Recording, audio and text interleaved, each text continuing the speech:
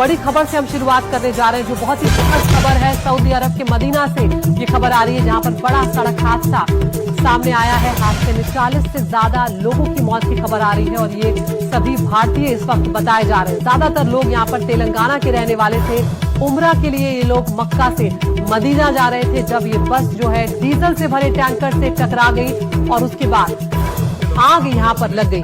तो बहुत दुखद हादसा यहाँ पर हो गया है। उम्रा के लिए लोग जाते हैं तो मक्का के बाद मदीना, वो सड़क के रास्ते कई बार जाते हैं और ऐसे में इस बस में ये लोग यहाँ पर सवार थे जब ये हादसा हुआ। उम्रा के लिए तेलंगाना से ये लोग गए हुए थे। विदेश मंत्री एस जयशंकर ने हादसे पर दुख जाहिर किया है। जद्दा में स्थित भारतीय दूतावास ने हेल्पलाइन नंबर भी इसके लिए जारी किया है। जद्दा में भारतीय दूतावास का हेल्पलाइन नंबर भी आपको बता देते हैं। अगर आपका भी कोई इनमें से था तो आप इस नंबर को नोट कर लीजिए, 8002440003। ये एक टोल फ्री नंबर है। इसके अलावा 0122614093 ये एक और नंबर दिया गया है और एक और नंबर है 0126614276। इन नंबरों पर आप संपर्क करके जानकारी ले सकते हैं। अगर आपका कोई जान पहचान वाले या आपके कोई परिजन इनमें से शामिल थे तो दुखद हादसा हुआ है। मक्का से मदीना जाते हुए ये बस जो है वो टैंकर से यहाँ पर टकरा गई। और इस हादसे पर असदुद्दीन ओवैसी ने क्या कुछ कहा है वो भी आपको सुनवाते हैं। ये मुझे भी खबर अभी मालूम हुई है कि हैदराबाद के दो ट्रैवल एजेंसी, एक fly zone tours and travels और मक्का हज एंड उम्रा के 42 हाजी मक्का से मदीना जा रहे थे बस में, और बस को आग लगने से मालूम हुआ कि सिर्फ एक शख्स की जान बची है। कंफर्म नहीं है, बात कह रहे हैं कि पूरों का इंतकाल हो गया।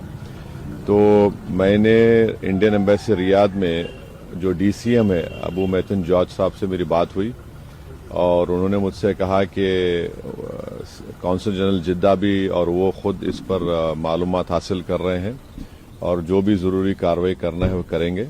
मेरी भारत सरकार से और ख़ास तौर से एक्सटर्नल अफेयर्स मिनिस्टर से जयशंकर साहब से ये रिक्वेस्ट है कि वो इमीडिएटली इस पर देखें और अगर जिन लोगों की डेथ हुई है उनके परिवार ये चाह रहा है कि उनकी डेड बॉडीज जल्द से जल्द इंडिया को लाई जाए और अगर कोई उसमें जख्मी है तो उनको अच्छी से अच्छी वहाँ पर उनको इलाज हो सके। देखिए, बहुत ही तकलीफ की खबर है और वो सब लोग इबादत के लिए सऊदी अरबिया गए होंगे और पता करना चाहिए उसमें कितने हिंदुस्तानी हैं और कितने बाहर के हैं। हमारी तमाम परिवारों के साथ सहानुभूति है।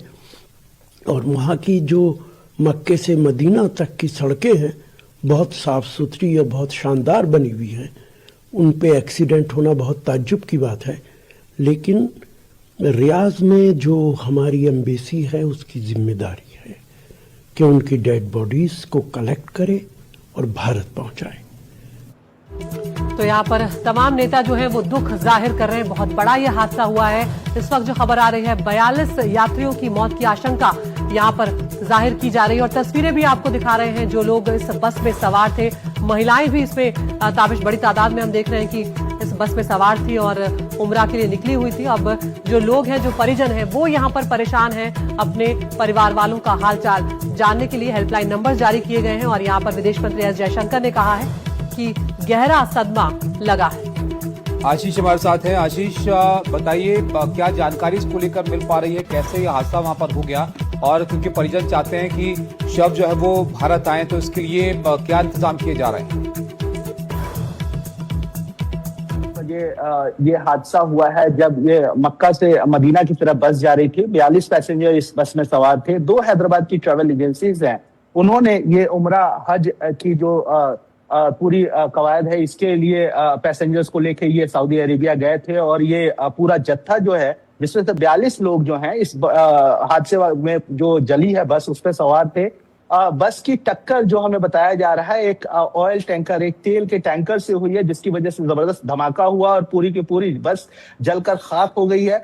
अभी तक इस हादसे में कितने लोग मारे गए हैं, कितने लोग इसमें हताहत हुए हैं, इसके बारे में अभी पता नहीं चल रहा है। लेकिन हाँ, जो गवर्नमेंट की तरफ से है, चाहे वो तेलंगाना गवर्नमेंट हो, तेलंगाना गवर्नमेंट में मुख्यमंत्री रेवंत रेड्डी ने उन्होंने आला अधिकारियों, खासतौर पे चीफ सेक्रेटरी तेलंगाना और उसके अलावा जो डीजीपी तेलंगाना है उनको निर्देशित किया है कि मिनिस्ट्री ऑफ एक्सटर्नल अफेयर से विदेश मंत्रालय के अधिकारियों से संपर्क साधें और इस हादसे के बारे में ज्यादा से ज्यादा जानकारी इकट्ठा करें।